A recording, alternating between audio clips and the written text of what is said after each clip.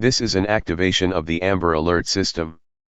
This is the Arizona Department of Public Safety. We have received important information regarding a child abducted in Maricopa County. The Phoenix Police Department are looking for baby Santana, a Hispanic 5-day-old male infant who was last seen leaving Valley Wise Hospital at 24th Street and Roosevelt Street, Phoenix, Arizona in a black duffel bag and is believed to be in danger.